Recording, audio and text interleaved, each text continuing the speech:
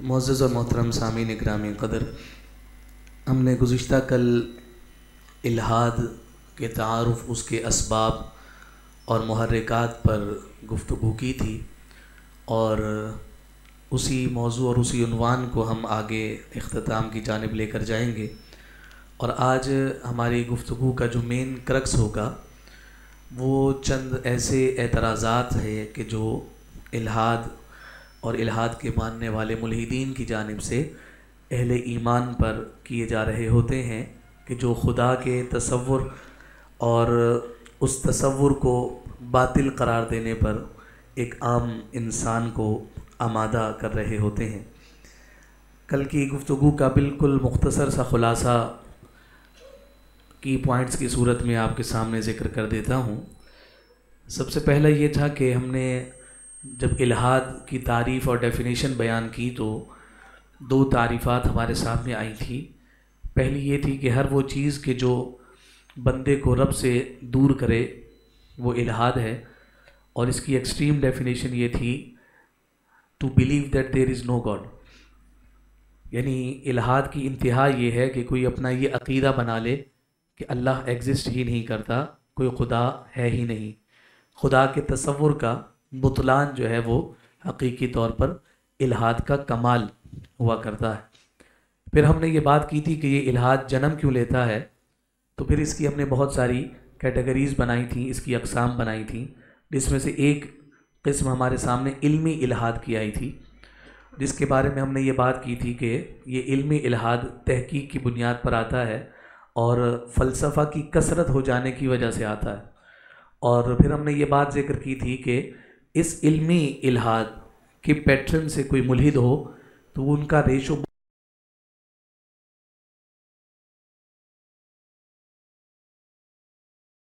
گہرائی میں چلے جانے کی وجہ سے گمراہی کا شکار ہوتے ہوں۔ اس کے بعد پھر ہم نے ایک اور قسم بنائی تھی کہ جو نفسانی الحاد کہلایا۔ اس سے پہلے ہم نے نفسیاتی الحاد کی بات کی جو سائیکولوجیکل ایتھیزم بنا، اور اس کی مثال ہم نے یہ دی تھی کہ مثال کے طور پر کوئی شخص کسی تکلیف میں، کسی مصیبت میں مبتلا ہو جاتا ہے، وہ اپنے رب سے دعا مانگتا رہتا ہے لیکن اس کی دعا قبول نہیں ہوتی، تو بالآخر وہ اپنی اس پریشانی سے اتنا تنگ آ جاتا ہے کہ وہ کہتا ہے کہ جب میری دعا قبول نہیں ہوتی تو مطلب یہ ہے کہ پیچھے دعا قبول کرنے والا ہی کوئی نہیں ہے۔ تو وہ اس سبب سے اپنی اس نفسیاتی جو اثر ہے اور عارضہ ہے اس کی وجہ سے وہ رب کا انکار کر بیٹھتا ہے۔ اس پر ہم نے پھر یہ بات کی تھی کہ خدا کے وجود کی دو کیفیات ہیں۔ ایک کیفیت یہ ہوتی ہے کہ جو بندہ خود ایزیوم کر کے بیٹھا ہے رب ایسا ہے، رب ایسا ہوتا ہے، ایسا ہے، ایسا ہے، ایسا ہے، اور اسی ایزمپشن پر رب کو پرکھ رہا ہوتا ہے، اور اس سے تھوڑا دائیں بائیں بھی اگر اسے کچھ نظر آتا ہے تو وہ رب کے انکار کی جانب چلا جاتا ہے۔ اور ایک دوسری کیفیت رب ذوالجلال کے وجود کی وہ ہے کہ جو حقیقی کیفیت ہے جو رب ذوالجلال خود ہے۔ ایک وہ ہے جو ہم نے سمجھا کہ رب یہ ہے، اور ایک رب کا وجود وہ ہے کہ جو رب نے بتایا کہ میں رب یوں ہوں۔ تو یہ دونوں فرق پھر یہ نفسیاتی جو الحاد ہے اس میں ہمارے سامنے نظر آ رہے ہوتے ہیں۔ اس کی وجہ سے بھی بہت سارے لوگ الحاد کی جانب یا بے دینی کی جانب یا رب کے انکار کی جانب جاتے ہیں۔ تیسری جب ہم نے قسم بنائی تو وہ ہمارے نفسانی الحاد کی تھی۔ جب نفسانی الحاد کی ہم نے بات کی تھی تو اس پر ہم نے پھر ڈیٹیل یہ ڈسکس کیا تھا کہ چونکہ ہر فرد کے ساتھ، ہر انسان کے ساتھ خیر اور شر دونوں مادے موجود ہیں، اور جو شر کی کشش اور اس کی جو اٹریکشن ہے وہ خیر کے مقابلے میں زیادہ ہوتی ہے۔ خواہشات نفس ہر ایک کے ساتھ جڑی ہوئی ہے، اور ہر بندہ یہ چاہتا ہے کہ میں اپنی اس خواہش کو بھی پورا کروں، اس خواہش کو بھی پورا کروں، اس خواہش کو بھی پورا کروں۔ نفس کی خواہشات کی تکمیل کی جانب جب ایک مسلمان جاتا ہے جو کلمہ گو ہے، جو اسلام کا ماننے والا ہے، جو خود کو مسلمان کہلاتا ہے، ایک امت کا فرد کہلاتا ہے، تو وہ جہاں جہاں نفس کی خواہش کے لیے جاتا ہے تو اسے سامنے کوئی نہ کوئی بیریئر نظر آتا ہے کہ نہیں، تم یہاں سے آگے کراس نہیں کر سکتے، تمہاری لمٹ یہ ہے، تم اس کو کراس نہیں کر سکتے، یہ تمہارے احکامات اور تمہارے دین کے حکم کے مطابق یہ غلط ہے، تم یہ کام نہیں کر سکتے۔ تو نفس پر جو کچوکا اسلام کی حدود اور اسلام کی تعلیمات لگاتی ہیں تو وہ نفس کو جو ہے وہ بہت بھاری لگتا ہے۔ تو اب وہ نفس کیا کرتا ہے کہ خواہش کی تکمیل کے لیے وہ تمام حدودوں کا اور جو قیودات ہیں ان کا انکار کرنے لگتا ہے، اور جو چیز درمیان میں ہرڈل بنتی ہے یا بیریئر بنتی ہے یا اس نفسانی خواہش کی تکمیل میں اس کے آڑے آتی ہے، وہ ان تمام چیزوں کو ترک کرتا چلا جاتا ہے۔ اور اس پر پھر ہم نے یہ بات کی تھی کہ بنیادی طور پر یہ وہی اسلامک ایتھکس ہے کہ جو جذباتی طور پر، جو نفسیاتی طور پر، اعتقادی طور پر بندے کو بہت ساری چیزوں سے روکے ہوئے ہوتے۔ انسان ہے اور جب وہ مسلمان ہے تو اس مسلمان کو یہ تاثر دیا گیا ہے کہ تمہارے جو ماں باپ ہیں ان ماں باپ کے ساتھ تمہارا رویہ صرف اور صرف ادب اور احترام کا ہے، ان کے سامنے بد کلامی اور بد تہذیبی کسی صورت نہیں ہو سکتی۔ الہاد نے کہا کہ یہ تو تمہاری آزادی پر قدغن ہے، یہ کون ہوتے ہیں تمہاری خواہش کو پورا کرنے والے؟ یہ تو ایک ہیلولہ بنا کر تمہارے سامنے رکھ دیا گیا ہے کہ یہ ماں باپ اتنے مقدس ہوتے ہیں، ان کی عزت اور تکریم یہ ہوتی ہے اور ان کا مقام اور مرتبہ فلاں ہے، سب کو پیچھے ہٹاؤ، اپنی خواہش کو پورا کرو۔ تو اپنے ماں باپ کی تکریم سے جدا ہو کر اسے کراس کرتا ہے اور کہتا ہے آپ اپنی دنیا میں مشغول رہیں، میں آزاد پیدا ہوں، میں اپنی مرضی کروں گا، مجھے ہر بات پر مت ٹوکا جائے۔ پھر اس سے جب وہ آگے بڑھتا ہے تو پھر وہ اپنے اساتذہ کی کیفیات سے جدا ہوتا ہے، وہ کہتا ہے جناب یہ میرا اوپینین ہے اور اس کے ایکسپریشن کے لیے مجھے آزادی دی گئی ہے۔ اور وہ جو ڈیبیٹ کا تاثر ہے ہمارے ہاں عام طور پہ اس کو ہم حوصلہ افزائی کی صورت میں دے رہے ہوتے ہیں کہ جناب میرا بچہ اتنا عقل مند اور فہیم ہو گیا ہے کہ وہ اپنے استاد سے سوال کرتا ہے، ڈیبیٹ کرتا ہے۔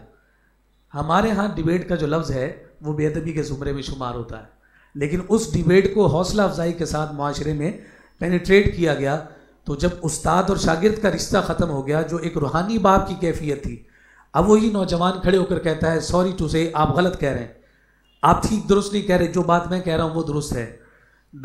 ایک تو سوال کرنا ہے نا، لیکن اس سوال پر جو جرا ہے اس کا آج تک کسی کے ہاں تصور نہیں تھا کہ ایک شاگرد اپنے استاد سے جرا کرے گا۔ جرا تو عدالتوں میں ہوتی ہے، باپ کے سامنے تو نہیں ہوتی، استاد کے سامنے بھی نہیں ہوتی۔ اس جرا کا جب دروازہ کھلا تو وہ تقدس بھی ٹوٹ گیا۔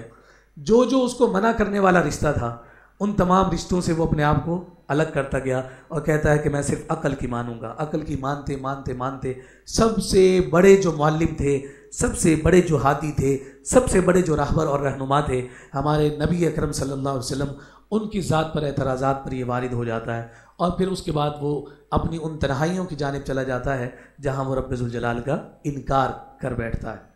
اور یہ سبب کیا بنتا ہے اس کی؟ وہ نفسانی الہاد، اپنے نفس کی اس تسکین کے لیے جو چیز اس کے رستے میں آئی اس کو ہٹاتا چلا گیا، یہاں تک کہ اس نے یہ فیصلہ کیا کہ بھائی یہ ساری پابندیاں جس رب نے لگائی ہیں اسی رب کا ہی انکار کر دیتا ہوں، یہ پابندیاں خود بخود ختم ہو جائیں گی۔ کہ جب میں مسلمان ہی نہیں کہلاؤں گا تو کوئی مجھ پر پابندی کیوں لگائے گا؟ میں کہوں گا کہ جناب میں بے دین ہوں، میرا کوئی دین نہیں، میں اس خدا کا ہی انکار کر رہا ہوں، اب تم مجھ پر کون سی پابندی لگاؤ گے؟ اب تو میں وہی کروں گا جو میری مرضی کرے گی۔ تو یہ ساری گفتگو ہماری کل ہوئی تھی اور آسان اور عام فہم میں آپ کی خدمت میں کل پیش کرنے کی میں نے کوشش کی تھی۔ جب ہم یہ اس نفسانی الہاد کی بات کرتے ہیں جو ذہنی الہاد بنتا ہے، ہماری سوچ اور فکر کا الہاد بنتا ہے، جب اس کی ہم بات کر رہے ہوتے ہیں تو وجوہات پر غور کرنا بہت ضروری ہے۔ وجوہات پر غور سے مراد یہ ہے کہ آخر اتنی تیزی کے ساتھ یہ پینیٹریٹ کیوں کر رہا ہے۔ اور کچھ مشاہدہ ہمارا یہ بھی ہے کہ پینڈیمک کے ٹھیریور کے بعد یہ ذہنی عارضہ زیادہ ہوا ہے، بے دینی کے پیدا ہونے کا یہ جو تاثر اور اثرات ہیں، یہ الہاد کے پھیلنے کی جو سرعت ہے، روانی ہے، وہ زیادہ ہوئی ہے۔ تو پینڈیمک میں ایسا کیا ہو گیا؟ پینڈیمک میں تو اللہ رب العزت کی قدرت کے مظاہر تھے کہ رب ذوالجلال چاہے تو ساری مخلوق کو چند لمحوں میں جو ہے سمیٹ کر روک کر رکھ دے، وہی چاہتا ہے تو یہ کائنات چل رہی ہے، ورنہ تو تھم جاتی ہے۔ یہ تو رب کی نشانیاں تھیں۔ تو پھر آپ کیسے کہہ رہے ہیں کہ جناب پینڈیمک کے بعد یہ معاملہ زیادہ بڑھ گیا ہے؟ اس کی وجہ میں آپ کی خدمت میں عرض کروں۔ ٹائم اسپیس بہت زیادہ ملا، نوجوان کو فرصت میسر آئی، اور جب اسے فرصت میسر آئی تو اس کا اسکرین ٹائم بڑھ گیا۔ جب اسکرین ٹائم بڑھا تو اس کا جو ایکسس اس کے پاس تھا، پہلے سے تھا، لیکن وہ ایکسس کو اپنے وقت کی قلت کی وجہ سے صحیح طرح سے ایکسپلور نہیں کر پا رہا تھا۔ دل اس کا چاہتا تھا کہ یہ مووی بھی دیکھوں، دل اس کا چاہتا تھا کہ فلاں اسکالر کو بھی سنوں، دل اس کا چاہتا تھا کہ جناب فلاں سائنٹسٹ کی ریسرچ کو بھی میں پڑھوں اور دیکھوں، لیکن وہ چونکہ مصروف رہا زندگی میں تو اس کی جانب وہ جا نہیں سکا۔ اب اسے ملا ٹائم، فرصت ملی, کرنے کو کچھ تھا نہیں. اس نے کھولی اسکرین اور اسکرین کھول کر اس کے اوپر بیٹھ گیا. جب وہ بیٹھا تو اس کے بہت کچھ نظر آیا, اتنا کچھ نظر آیا کہ وہ ہر ایک کو دیکھتا چلا گیا. یہاں ایک مثال میں ایک ایسے نوجوان کی بھی دے سکتا ہوں کہ جو میں جسے بخود بھی خود جانتا ہوں, اچھا خاصا پڑھا لکھا, باقاعدہ عالم اور تخصص تک کیا ہوا مفتی ہے. اس کا ایکسیڈنٹ ہوا اور اس کے پاؤں کی ہڈی فریکچر ہو گئی. ڈاکٹر نے 3 ماہ تک اسے بستر سے اٹھنے سے منع کر دی. اب وہ بستر پر ہے, کوئی اس کے پاس نہیں ہے, صرف موبائل اور لیپ ٹاپ ہے. اور اس 3 ماہ کے بعد جب وہ اپنے پاؤں پر کھڑا ہوا تو ایمانی طور پر وہ اپنے پاؤں پر نہیں تھا. وہ شکوک و شبہات اس کے ذہن میں پیدا ہو چکے تھے اس فرصت کی وجہ سے. تو اس لیے کہا کہ الحاد فرصت سے بھی جنم لیتا ہے. اس لیے نوجوانوں کے بارے میں والدین کو کوشش کرنی چاہیے کہ انہیں زیادہ سے زیادہ مصروف رکھا جائے. آج کل بچوں کے حوالے سے ہم بہت زیادہ کنسرن ہوتے ہیں, بہت زیادہ ان کے حوالے سے حساس ہوتے ہیں, سینسیٹیو ہوتے ہیں کہ یار ان پر اتنا برڈن نہ ڈالو, اتنا بوجھ نہ ڈالو. اسکول بھی پڑھنے جاتا ہے, پھر مدرسے بھی اس کو بھیجیں, پھر جناب ٹیوشن بھی جائے, پھر فلاں یہ کام بھی کرے, یہ کام بھی کرے. بچے پر اتنا برڈن نہ ڈالو. جبکہ ہمارے بزرگ اور ہمارے اسلاف یہ کہا کرتے تھے کہ یہ جو بچہ ہے, جو 10 سال کی عمر سے کم کا بچہ ہے, وہ ربڑ کی طرح ہے. اس کو جتنا آپ کھینچتے چلے جائیں گے وہ اتنا ہی کھینچتا چلا جائے گا, جتنا اس کو نہیں کھینچیں گے وہ ویسا رہے گا. اس لیے اس سے اس عمر میں جتنا کام لے سکتے ہیں, اس کے ذہن کو جتنا مصروف کر سکتے ہیں کر دیں. یہی عادت اس کو کل مستقل مزاجی پر قائم کرے گی. وگرنہ یہ ہے کہ ٹین ایجرز کو آپ دیکھتے ہیں 2 گھنٹے کام کرنے کے بعد وہ 3 گھنٹے ان کو چاہیے کہ مجھے آرام کر دے دوں, میں تو تھک گیا ہوں. ان کے ماتھے پر پسینہ آ جائے تو پسینہ آ جانا گویا کہ ایسا ہوتا ہے کہ جس طرح سے نہ جانے انہوں نے پورا جو ہے نا کیٹو کا پہاڑ وہ کھود کر اس نے ایک سائڈ پر رکھ دیا ہے. یعنی فزیکلی بھی جہاں ہم کمزور ہوئے وہیں فکری طور پر بھی ہم کمزور ہوئے. اس لیے جس عمر میں بچے پر بوجھ ڈالنا تھا, اس کی سوچ اور فکر کو پابند کرنا تھا, اس میں اسے ہم نے آزاد چھوڑ دیا.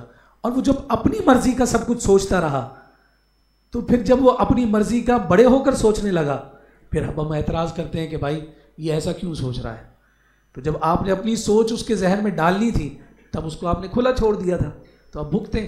تو یہ ایک وجہ فرصت کی بنتی ہے. اگر چاہتے ہیں کہ ہماری آگے نسلیں فکری طور پر مضبوط اور مستحکم رہیں تو ان کو جتنا مصروف کر سکتے ہوں انہیں مصروف کریں. یہ نہیں کہ بچہ ابھی جناب یونیورسٹی میں پڑھ رہا ہے, جناب ابھی اس کا BBA چل رہا ہے, ذرا لاسٹ سیمسٹر ہو جائے پھر اس کے بعد ہم اس کو الاؤ کریں گے کہیں جاب کر لے. نہیں, وہ اس قابل ہو گیا ہے کہ وہ اپنے سے کم بچوں کو پڑھا سکتا ہے.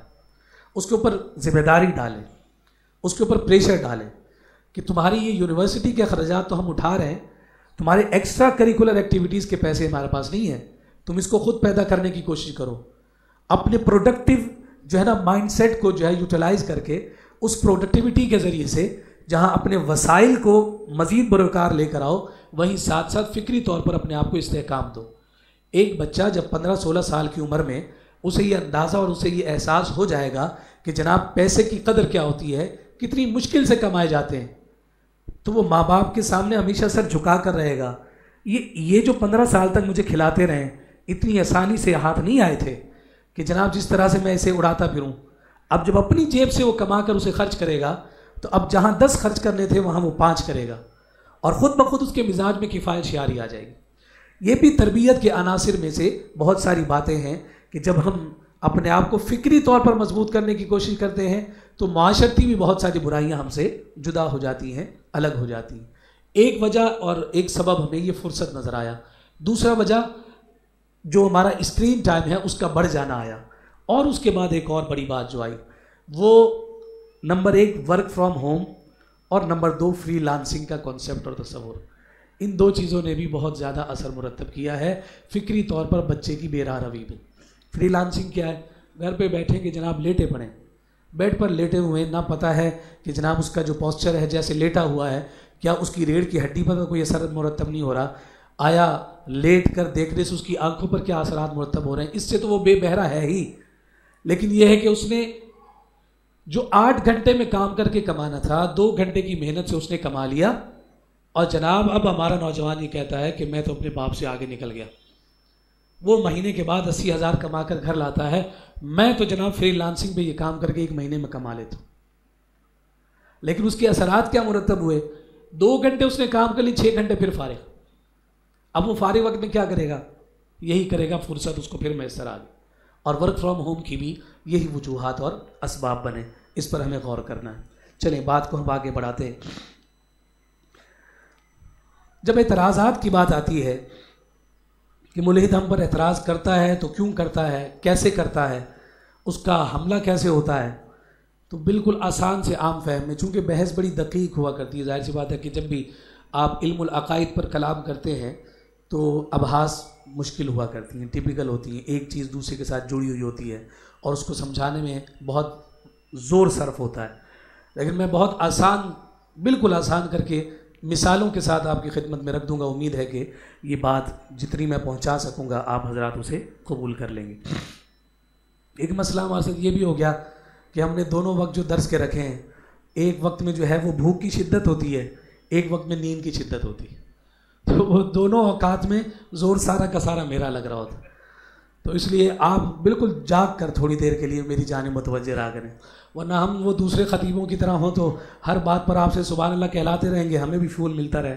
اب نہ آپ سبحان اللہ کہیں، نہ مجھے سانس لینے کا موقع ملے۔ اس کا مطلب 35-40 منٹ جو میں بول رہا ہوں مستقل ہی بول رہا ہوں، بیچ میں پاز کوئی نہیں ہے، تو کتنا زور لگ رہا ہوگا یہ آپ کو اس کا اندازہ ہو جانا چاہیے۔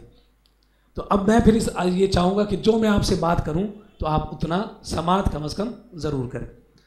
پھر یہ میری عادت ہے کہ میں درس میں پوچھ بھی لیتا ہوں، بھائی کل کیا بات ہوئی تھی؟ تو یہ جو نوجوان ہیں جو سوتے ہیں، جو مجھے نظر آتے ہیں مرتضیٰ جیسے اونگ رہے ہوتے ہیں، یہ ذرا چکنا ہو کر بیٹھیں گے۔ قرآن مجید فرقان حمید کی آیت نمبر 70 سورہ بقرہ ہے، جس میں اللہ رب العزت نے فرمایا کہ جب ان سے کہا جاتا ہے کہ اس کی پیروی کرو جو اللہ نے نازل کیا، تو وہ کہتے ہیں ہم تو اس پر چلیں گے جس پر ہم نے اپنے باپ دادا کو پایا۔ کیا اگرچہ ان کے باپ دادا کچھ نہ عقل رکھتے تھے نہ ہدایت؟ یعنی انہوں نے یہ کہا، جب ان سے یہ کہا کہ جو آسمان سے نازل ہوا اس پر عمل کرو، تو انہوں نے جواب میں کہا ہم تو اس پر عمل کریں گے جو ہمارے باپ دادا کرتے رہے۔ تو قرآن نے سوال اٹھایا کہ اگر ان کے باپ دادا غیر ہدایت رستے پر تھے یا غیر عقلی رستے پر تھے تب بھی ان کی پیروی کرو گے؟ یعنی یہ بتایا گیا کہ باپ داداؤں کا جو رستہ ہوتا ہے وہ ہمیشہ درست اور ٹھیک نہیں ہوتا۔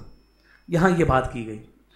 اچھا، جب یہ بات سامنے آئی تو ذہن میں فوراً یہ بات پیدا ہوتی ہے کہ دنیا کا کوئی بھی مذہب کہ جس کا تعلق جو ہے نا عقل کی بجائے عقیدت کے ساتھ ہوگا، وہ اپنے ماننے والوں کو ایسی نصیحت کبھی بھی نہیں کرتا۔ دوبارہ سنیے گا، دنیا کا کوئی بھی ایسا مذہب کہ جس کا تعلق عقل کی بجائے خالصتاً عقیدت پر محمول ہو، وہ کبھی بھی ایسی کوئی نصیحت کہ بھائی ہم اپنے باپ داداؤں کے رستے پر چلنے والے ہیں، یہ نصیحت کبھی نہیں کرتا۔ یہ ایسا ہی ہے کہ جیسے اپنے پیروں پر کلہاڑی مارنے والی بات ہو۔ اس لیے کہ جب ہم دین اسلام کی بات کرتے ہیں، اپنے مذہب اسلام کی بات کرتے ہیں، تو ہمارے سامنے یہ بات آتی ہے کہ یہ دین جو ہے یہ عقیدت کے ساتھ ساتھ عقل کو بھی ساتھ لے کر چلتا ہے۔ اور الحاد کیا کہتا ہے؟ الحاد یہ کہتا ہے کہ یہ اسلام کے ماننے والے جو ہیں یہ عقل کی تسلیم نہیں کرتے، عقل کو مانتے نہیں ہیں۔ ان کے سامنے جہاں عقل کی بات کی جائے جناب یہ بفر جاتے ہیں، ناراض ہو جاتے ہیں کہ ہم نے عقل کی نہیں ماننی، ہم نے عقیدت کی ماننی ہے، ہم نے عقیدے کی بات ماننی ہے۔ تو اس کا کلیتاً رد کیسے ہوتا ہے؟ اس کے رد کی آپ مثال لے لیجئے۔ مثال یہ ہے کہ اگر کوئی بچہ دنیا میں آیا، دنیا میں آنے کے بعد 5 سال 6 سال کی اس کی عمر تھی، اس کا انتقال ہو گیا، ٹھیک، ابھی تک وہ اعمال پر مکلف نہیں ہوا تھا، شریعت کے احکامات اس پر لاگو نہیں ہوئے تھے، دنیا سے چلا گیا۔ 6-7 سال کی عمر تک جو اس نے کیا، کیا اس سے سوال جواب ہوگا؟ کیا کہتے ہیں آپ؟ نہیں ہوگا۔ آپ کیا کہتے ہیں کہ بچہ بغیر گناہ کے گیا ہے، وہ مکلف نہیں ہے، بلکہ وہ خود بھی بخشا ہوا ہے اور اپنے بڑوں کو بھی بخشوائے گا۔ تو یہ نتیجہ ہم نے کہاں سے نکالا؟ اس میں عقیدے کا کیا تعلق ہے؟ ہم یہ کہتے ہیں کہ بھائی جب عقل اپنے سن شعور کو پہنچتی ہے، بلوغت کو پہنچتی ہے، یہ مسلمان تو مکلف ہی اس وقت ہوتا ہے، اور رب تو کل جو حساب کتاب کرے گا وہ عقیدت پہ نہیں کرے گا، وہ عقل پر کرے گا۔ اگر عقیدت پر کرتا تو یہ 6 سال کا بچہ بھی پکڑا جاتا۔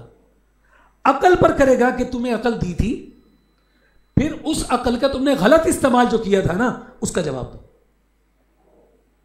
تو ہم نے تو کبھی نہیں کہا کہ عقل کی ہم نے نہیں ماننی، ہماری تو بنیاد ہی اسی بات پر کھڑی ہے کہ حساب کتاب اس کا ہونا ہے کہ جس کی عقل بلوغت کو پہنچی ہوئی ہوگی۔ یہی فرق ہے، یہ بہت بنیادی فرق ہے ایک انسان میں اور ایک جانور میں۔ تربیت جو ہے نا، تربیت اور پرورش، وہ جانوروں کے ہاں بھی ہے اور انسانوں کے ہاں بھی ہے کہ نہیں ہے؟ بلی بھی اپنے بچوں کو دودھ پلاتی ہے، بکری بھی اپنے بچوں کو دودھ پلاتی ہے، ایک انسان کی ماں بھی اپنے بچوں کو دودھ پلا رہی، پرورش دونوں جگہ موجود ہے۔ تربیت بھی ہو رہی ہے۔ تربیت کیسے ہو رہی ہے؟ تربیت میں سختی کا عالم دیکھیں کہ بلی جو ہے اپنے منہ کے یعنی دانتوں میں اپنے بچے کو سختی کے ساتھ پکڑ کر ایک جگہ سے دوسری جگہ لے کر جا رہی ہوتی ہے۔ اس میں وہ یہ نہیں دیکھ رہی ہوتی کہ میرے بچے کو تکلیف ہو رہی ہے، وہ یہ دیکھ رہی ہوتی ہے کہ میرا بچہ محفوظ کیسے رہے گا۔ تربیت اور پرورش دونوں کے ساتھ ساتھ چل رہی۔ بندر ہے، بندر مثال کے طور پر آپ کے ہاتھ ایک بندر لگ گیا، وہ کیسے ایک محاورہ بھی ہے کہ بندر کے ہاتھ میں ادرک۔ ہاں اچھا، اب جب وہ بندر آپ کے ہاتھ لگا تو آپ نے کیا کہا؟ آپ نے یہ کہا کہ جناب یہ تو میرا کمائی کا دھندا بنے گا۔ اس کو آپ نے ناچنا سکھا دیا، 3-4 سٹیپس اس کو آپ نے سکھا دیے۔ جب وہ آپ کے ہاتھ آیا تھا تو اس کی عمر تھی 2 سال۔ اب جناب وہ خوب ناچنا کودنا سیکھ گیا ہے۔ آپ نے کیا لیا؟ ہاتھ میں ڈگڈگی لی اور گلی محلے میں گھومنے پھرنے لگ گئے۔ 1 سال گزرا، 2 سال، 3 سال، 4 سال، اس کو جو سکھایا تھا وہ کیے جا رہا ہے، کیے جا رہا ہے، کیے جا رہا ہے، یہاں تک کہ وہ بندر بوڑھا ہو گیا بیچارہ، لیکن آپ نے جو اس کو سکھا دیا تھا نا وہ کیے جا رہا ہے۔ تربیت اس کی ہوئی لیکن اس میں اس کی عقل کا کوئی دخل نہیں، کیے جا رہا ہے، کیے جا رہا ہے۔ ایک بچہ ہے، اس بچے کو آپ نے معصومیت کے دور میں کچھ اسی طرح کے سٹیپس سکھا دیے اور اس کو آپ دیکھ دیکھ کر مسکراتے بھی ہیں، ہنستے بھی ہیں۔ وہ جیسے جیسے بڑا ہوتا جا رہا ہے آپ اس سے کہتے ہیں کہ بیٹا یوں کرو، وہ کرتا ہے، بیٹا یوں کرو، یوں کرتا ہے۔ اکثر گھروں میں ہوتا ہے کہ جناب کوئی جملہ بچہ سیکھ لیتا ہے تو کوئی مہمان آتا ہے تو کہتے ہیں کہ بیٹا بتاؤ کیسے، تو وہ بچہ بولتا ہے۔ جیسے جیسے اس کو شعور آ رہا ہوتا ہے اس کو یہ احساس ہوتا ہے کہ یہ میرے کرنے کا کام تو نہیں ہے۔ جیسے جیسے وہ بڑا ہو رہا ہے، مثال کے طور پر بچے کو آپ نے کچھ اسٹیپ سکھا دیے، وہ مہمان آتے ہیں ان کے سامنے یوں جھول جھول کر دکھاتا ہے۔ اب وہ بڑا ہو گیا، 12 سال 13 سال کا ہو گیا، اب اس کو کہہ کے دکھائے۔ بندر کو ناچنا سکھایا تھا، وہ بوڑھے ہونے تک ناچتا رہا، لیکن وہی انسان ہے کہ اس کو کچھ اعمال ایسے اس نے اس عمر میں کیے کہ جب شعور نہیں تھا، جب اس کا شعور پروان چڑھا تو اب کیا ہوا؟ وہ کہتا میں تو نہیں کروں گا، یہ تو نامناسب ہے، یہ تو بد تہذیبی ہے، یہ تو لاشعوری کیفیت ہے، میری عقل اس کا تقاضا نہیں کرتی۔ تو فرمایا کہ یہ عقل ہی کی بنیاد پر تو وہ اچھے اور برے کی تمیز کر رہا ہوتا ہے۔ یہی کام جو وہ بچپن میں کر رہا تھا تب تو وہ مکلف نہیں تھا، اس پر کوئی سزا نہیں، لیکن اگر یہی کام وہ بعد میں کرنے لگے گا تو اب کیا ہے؟ اب اس کی پکڑ ہے، اس کی گرفت ہے، اس کی سزا ہے اور اس کو اس کا جواب دینا ہوگا۔ فرمایا کہ یہ تو بات ہی تمہارا اعتراض ہی غلط ہے کہ جناب عقل کی نہیں مانتے، ہمارا تو سارا مدار ہی اس بات پر ہے کہ اعمال کا جو حساب دینا ہے وہ عقل ہی کی بنیاد پر دیا جاتا ہے۔ اچھا، جب یہ بات یہاں مکمل ہو گئی پھر یہاں اس آیت کو ذرا سامنے لے کر آئیں جس میں اللہ رب العزت نے فرمایا وَعَلَّمَ آدَمَ الْأَسْمَاءَ كُلَّهَا، کہ ہم نے آدم کو تمام اسماء کا علم عطا کیا۔ جب یہ ہمارے سامنے آئے، یہ آیت ہمارے سامنے آتی ہے تو یہ خیال فوراً ذہن میں جنم لیتا ہے، شاید کبھی آپ کے ذہن میں جنم لیا ہو، بہرحال میرے ذہن میں تو ایک دفعہ یہ جنم لیا تھا۔ اور کیا سوال تھا کہ اللہ رب العزت نے جناب آدم علیہ السلام کو اسماء کا علم سکھا دیا اور فرشتوں کو حکم دیا کہ تم بتاؤ اس کا علم، تمہیں معلوم ہے؟ تو فرشتوں نے کیا جواب دیا؟ یہی کہا نا کہ ہمیں تو صرف وہی پتا ہے کہ جو آپ نے ہمیں علم عطا کیا. ذہن میں ایک خیال اور سوال پیدا ہوا کہ رب فرشتوں کو بھی وہ علم دے دیتا, برابری ہو جاتی. ان کو دیا تھا اور ان کو بھی دے دیتا, برابر ہو جاتے. ان کا قصور تو یہی تھا نا کہ انہوں نے کہا کہ مولا نحن نسبح بحمدک ونقدس لک. اگر یہ جرم ہی کی کیفیت سمجھ لی جائے, سوال تو آتا ہے نا کہ دونوں کو علم دے دیا جاتا, اللہ دینے میں بے نیاز ہے, سب کو عطا کر دے. لیکن اس کا جواب پھر ہمیں مفسرین کے ہاں ملا. مفسرین کے ہاں یہ ملا کہ رب ذوالجلال چونکہ عادل ہے, یہ بات ہم پہلے بھی کر چکے ہیں, رب عدل کرتا ہے, انصاف نہیں. انصاف الگ کیفیت ہے اور عدل الگ کیفیت ہے. انصاف کی مثال کیا دی تھی؟ انصاف یہ ہے کہ نصف سے انصاف ہے نا, کہ وہ برابر برابر سب کو دے. ہاتھی کو بھی اتنا ہی کھانا دے اور چونٹی کو بھی اتنا ہی کھانا دے, یہ انصاف ہے. برابر برابر دے دیا. ہاتھی کے تو دانت بھی گیلے نہ ہوں اور جو چونٹی ہے اس کا سارا کھانا کا ویسا رہ جائے, یہ انصاف ہے. لیکن رب انصاف نہیں فرماتا, بلکہ رب کیا ہے؟ رب عادل ہے.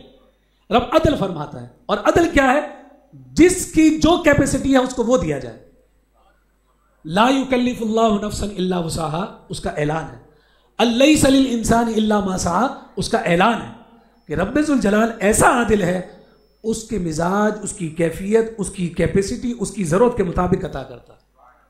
اب یہاں جب ایک انسان چونکہ ناقص العقل ہے نا, اس کے ذہن میں جب یہ خیال پیدا ہوا اور خیال یہ آیا کہ رب نے آدم علیہ السلام کو اسماء کا علم سکھا دیا, فرشتوں کو بھی عطا کر دیتا, دونوں برابر ہو جاتے, ایک کو فضیلت میں رکھا اور ایک کو سجدہ کرنے کا حکم دے دیا.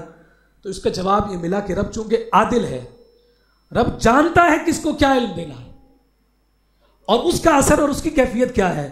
انسان کا علم اور دیگر مخلوقات کا علم, دونوں میں زمین آسمان کا فرق ہے. کیا فرق ہے؟ دیکھیے, انسان بعد میں آیا ہے دنیا میں, جنات پہلے سے, فرشتے بھی پہلے سے, لیکن جنات اور فرشتے جو انسان سے بھی پرانے ہیں, ان کی عمر پرانی ہے. ہم کہتے ہیں نا بھائی عمر سے تجربہ آتا ہے, تو جنات اور فرشتوں کا تجربہ تو ان سے زیادہ ہوا نا. لیکن کہا کہ وہ ہیں تو پرانے ہیں, لیکن ان کے پاس جو علم ہے وہ علم ایک محدود کیپیسٹی کے ساتھ ہے. وہ کیا ہے؟ وہ اتنا ہے, لا علم لنا الا ما علمتنا. ٹھیک ہے, اور یہ بات اتنی واضح ہو گئی کہ تو نے جو ہمیں علم عطا کیا وہ علم یہی ہے, اور جتنا تو نے دیا وہ ہمارے پاس موجود ہے, اور جتنا اس کو استعمال کرنے کی تو نے ہمیں اجازت دی, ہم اس علم کو اتنا ہی استعمال کرتے ہیں بس. یہ ہو گیا جنات اور فرشتوں کا علم. اب جناب آدم جو ابو البشر ہوئے, بنی آدم کے باپ ہوئے, جناب آدم کو جب اللہ رب العزت نے اسماء کا علم عطا فرمایا تو اس کی وسعت کا عالم دیکھیے, اس علم کی وسعت کا عالم دیکھیے. مفسرین فرماتے ہیں کہ صرف وہ اشیاء کا علم نہیں تھا, اسماء جو تھے نا چیزوں کے, صرف وہ نام نہیں سکھائے گئے تھے, بلکہ وہ نام جس زبان میں جو پکارے جاتے تھے ان تمام زبانوں میں سکھائے گئے. یعنی کیا ہوا؟ جناب آدم علم لسانیات کے سب سے بڑے امام بنے. لنگوسٹک قیامت تک جتنی زبانیں بولی جانی تھیں, رب نے اسماء کا علم سکھا کر ساری زبانیں جناب آدم علیہ السلام کو سکھا دی. جب وہ سکھا دی تو فرمایا صرف نام نہیں سکھائے بلکہ اس نام کی تاثیر سے بھی آگاہ فرمایا. آگ کو آگ کہتے ہیں, انگریزی میں اس کو فائر کہتے ہیں, عربی میں نار کہتے ہیں. اس کی تاثیر کیا ہے؟ گرم ہے. یہ بھی علم عطا کیا. فرمایا یہ اسی کی برکت ہے. کیا برکت ہے اس کی؟ بندہ دیکھتا زمین پر رہ کر چیل کو ہے, اور چیل کو دیکھ کر وہ کہتا ہے اگر چیل اڑ سکتی ہے تو میں بھی اڑ سکتا ہوں, وہ پلین بنا لیتا ہے. یہ اس علم کا اثر ہے جو اللہ رب العزت نے جناب آدم علیہ السلام کو عطا فرمایا. لفظوں میں تو ہمیں بڑا محدود نظر آتا ہے نا, علم آدم الاسماء کلھا. اللہ رب العزت نے آدم علیہ السلام کو تمام اشیاء کے نام سکھا دیے. ہم سمجھتے ہیں جناب وہ ایک فہرست دے دی ہوگی 1 2 3 4 5 6 7 8 9 10 ملین ٹریلین جتنے بھی ہوں گے, اور ان کے سامنے ان کے معنی لکھے ہوئے تھے, نام لکھے ہوئے تھے, اور جناب صرف یہ علم تھا. نہیں, یہ اس کا اثر آج تک جاری ہے کہ بندہ زمین پر بیٹھا ہے, ہوش اور خرد اپنے باپ سے لے کر آیا ہے آدم سے. اس کی کیفیت کا عالم یہ ہے کہ چیل کو اڑتے ہوئے دیکھتا ہے. جب چیل کو اس نے اڑتے ہوئے دیکھا تو کہا جب چیل اڑ سکتی ہے تو یہ کیسے اڑتی ہے, یہ کیسے اپنے ونگز کو ہلاتی ہے, چلو میں بھی ریسرچ کرتا ہوں. اور جب اس نے ریسرچ کی تو خود ہوا میں اڑنے لگ گیا. ایروپلین بنا کر بیٹھ گیا. اب وہ سمندر کے کنارے پہنچا اور اس نے وہاں پہ ویل مچھلی دیکھی, اور اس نے ویل مچھلی کو دیکھا کہ جناب وہ بغیر اپنے پھروں کو مارے اور اپنی جو ہے وہ اس کو کھولے ہوئے بالکل خاموشی کے ساتھ تہوں میں وہ ویل مچھلی چلی جاتی ہے. باقی مچھلیاں نظر آتی ہیں تو ہمیں جو ہے نا ان کی دم بھی ہلتے ہوئے نظر آ رہی ہوتی ہے, ان کا بدن بھی ہلتے ہوئے نظر آ رہا ہوتا ہے, لیکن ویل کیا کرتی ہے, گئی اور دوسری طرف سے نکل گئی اتنی خاموشی کے ساتھ, اس کے اندر کوئی موومنٹ نہیں ہے. انسان نے دیکھا اور انسان نے دیکھنے کے بعد کہا کہ اچھا اگر میں آسمان پر سفر کر سکتا ہوں تو پھر میں اس تہہ میں بھی سفر کر سکتا ہوں. اس نے آبدوز بنا دی. تو یہ ارتقاء علم کا جو ہے نا یہ تو جاری و ساری ہے. کون کہتا ہے کہ عقل کی بنیاد پر جو ہے یہ مذہب بندے کو روکتا ہے؟ کیا کسی جگہ کسی نے روکا کہ جہاز مت بناؤ؟ کسی نے روکا کہ آبدوز مت بناؤ؟ نہیں. اس لیے کہ اس نے اپنے دین پر قائم رہتے ہوئے انسان نے سائنس کی ایجادات کو مسخر کرتا چلا گیا اور ساری کی ساری تائیدات وہ اپنے دین سے حاصل کرتا رہا اور وہ آگے بڑھتا رہا. اور یہ ساری کیفیات جب سامنے آتی ہیں تو الہاد کا یہ سب سے بڑا اعتراض یہیں پر ختم ہو جاتا ہے. اچھا اب دیکھیے 3 قسم کے سوال ہیں. نمبر 1 کب, نمبر 2 کیسے, اور نمبر 3 کیوں. کب, کیسے اور کیوں. ملحد کے ساتھ آپ بحث کریں وہ آپ کو کب کا بھی جواب دے گا, کیسے کا بھی جواب دے گا, کیوں کا جواب نہیں دے گا. ہم یہ کہتے ہیں کہ دین کی تعلیمات صرف عقل پر نہیں ہے, دین کی تعلیمات صرف عقیدت پر نہیں ہے, دین کی تعلیمات عقل اور عقیدت دونوں کے اشتیاق کے ساتھ ہیں اور ان کے امتزاج کے ساتھ. اور وہ کیسے پتہ چلے گا؟ انہی 3 سوالوں کے ساتھ. یعنی انہی کی تھیوریز کو سامنے رکھتا ہوں, میں آپ کو ذکر کر دیتا ہوں, بات ختم کر دیتے. مثال لے لیجیے, ہم کھانا کیوں کھاتے ہیں؟ بچہ کھانا کیوں کھاتا ہے؟ بچہ پیدا کیوں ہوتا ہے؟ جب بچہ پیدا ہوتا ہے تو وہ اپنے رزق کی تلاش ماں میں ہی کیوں تلاش کرتا ہے؟ ان تمام سوالات کا جواب جو ہے وہ صرف اور صرف مذہب سے ملے گا, عقل سے نہیں ملے گا. کوئی ریسرچ آپ کو نہیں بتائے گی, اس میں عقل کا کوئی دخل نہیں. اب یوں لے لیں, مثال لے لیں, ان کے عقیدے کے مطابق کائنات کیسے وجود میں آئی؟ سوال ہے نا, کیسے کائنات کیسے وجود میں آئی؟ ان کی تھیوری کیا ہے؟ وہ کہتے ہیں بگ بینگ ہوا تھا, اس کے نتیجے میں کائنات وجود میں آ گئی. آپ اگلا ہی سوال ان سے کرتے ہیں, کیوں ہوا تھا؟ جواب, چونکہ اس کیوں کا تعلق عقل سے ہے ہی نہیں, اس کا تعلق کس سے؟ عقیدہ سے. ہم سے پوچھیں, بگ بینگ تو نہیں مان رہے نا ہم, لیکن انہوں نے تو جواب دے دیا نا, چاہے فرضی ہو جیسا بھی جواب دیا, جواب دے دیا. ہم سے پوچھا جائے گا کیسے وجود آیا کائنات کا, تو ہم بتائیں گے جناب کائنات نے یوں وجود پکڑا, انسان کی تخلیق یوں ہوئی. کیوں ہوئی؟ اب ہم عقل کی بنیاد پر نہیں, اب سر جھکانے کی بنیاد پر, یعنی عقیدے اور عقیدت کی بنیاد پر بتائیں گے. اس وجہ سے کہ رب ذوالجلال کی عبادت کی جائے گی. جو عبادت کا ہی منکر ہے وہ کیوں کا جواب کیسے دے اور کیوں دے؟ اگلی بات دیکھیے, زندگی کی ابتدا کیسے ہوئی؟ تو وہ اپنے ارتقاء کی ٹوٹی پھوٹی پوری داستان سنائے گا, وہ ہم لاسٹ ایئر اس کو سارا ڈسکس کر چکے ہیں. جو ایوولوشن تھیوری ہے تو وہ ذکر کرے گا کہ جناب یہ ارتقائی مرحلہ ہے, انسان پہلے یوں تھا, پھر یوں ہوا, پھر یوں تھا, پہلے اس کی دم تھی, پھر دم ختم ہو گئی, پھر وہ پہلے 4 پاؤں پر چلتا تھا, پھر 2 پر چلنے لگ گیا. ہم نے بھی 4-5 میں جب جغرافی پڑھتے تھے تو اس میں اینشنٹ لائفز میں یہ ساری چیزیں پڑھی. اچھا, اور پھر اس میں تصویریں بھی بنی ہوتی تھیں اور بڑے غور سے دیکھتے تھے ہم. پہلے اچھا پہلے ہم یوں تھے, یعنی 2 سال کی عمر میں ہم یوں تھے, پھر 4 سال میں ہم یوں ہو گئے, 6 سال میں ہم یوں ہو گئے. جتنی عقل ہوگی, جتنا شعور ہوگا بندہ اتنا ہی سمجھے گا کہ بھائی کل تک میں 4 پاؤں پر چلتا تھا, آج میں 2 پاؤں پر چل رہا ہوں. ارتقاء یہ ایک ایوولوشن تھیوری سامنے آئی. زندگی کا آغاز کیسے ہوا وہ اپنی اس تھیوری کو سامنے رکھتے ہیں. ہم اس پر سب سے پہلا وار یہ کرتے ہیں, بھائی یہ جو ارتقاء ہے یہ ہمیں پچھلے 150-200 سال میں کیوں نہیں نظر آ رہا؟ اس سارا کا سارا یہ جو فلسفہ ہے یہ اس وقت کا تم کیوں ذکر کرتے ہو کہ جس وقت ہم میں سے کسی کو بھی وہاں تک رسائی نہیں تھی, یا اس تاریخ کی جو ہے وہ شواہدات ہمارے پاس موجود نہیں. اب ان 1.5-2 سالوں کی جو تاریخ ہمارے پاس کھلی آنکھ کے ساتھ موجود ہے, اب کیوں نہیں نظر آتی؟ کیا ہمارے دادا پر دادا میں سے، چلیں محمود صاحب نے اپنے دادا کو دیکھا ہوگا، اب یہ خود ماشاءاللہ دادا ہیں تو انہوں نے اپنے دادا کو دیکھا ہوگا، تو ان کی جو ایج ہوگی 1920 21 25 30 کی ہوگی، تو ان کے اندر تو کوئی ایسی کیفیت نہیں تھی نا، وہ بھی ہماری طرح انسان تھے نا، ان کی بھی داڑھی اسی طرح، مونچھیں بھی ویسے، بال بھی ویسے، ان کا لباس بھی اسی طرح تھا. پھر 1950 1960 کے ہم بزرگوں کو دیکھ لیں، وہ بھی ہماری طرح ہی تھے. بھائی ایک پوری صدی تو ہمارے سامنے موجود ہے نا، اس کی گواہی دینے والے لوگ. ایک صدی کے اندر ایک بال کا بھی فرق نہیں آیا.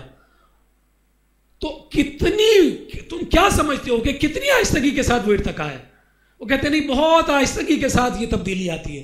کتنی آہستگی کے ساتھ؟ یعنی 100 سال میں ایک بال بھی تبدیل نہیں ہوتا، اور کتنی آہستگی چاہیے؟ تو یہ ان کا اعتراض یہیں پر وارد ہوتا، ختم ہوتا.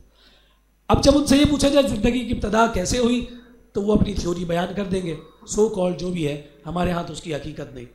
اب پوچھا جائے کہ ابتدا زندگی کی کیوں ہوئی، جواب نفی. اس کا جواب ہمیں کہاں سے ملے گا؟ ہمیں مذہب سے ملے گا. اس لیے مذہب کا جو ماننا ہے وہ اس اعتبار سے ضروری ہے. اب یہ ایک اور بات، پھل ہے نا، پھل میں ذائقہ کیسے آیا؟ تو کہیں گے جناب وائٹامن کی وجہ سے. کیوں آیا؟ نہیں. یہ کڑوا کیوں اور یہ میٹھا کیوں ہے؟ کیوں کا جواب نہیں.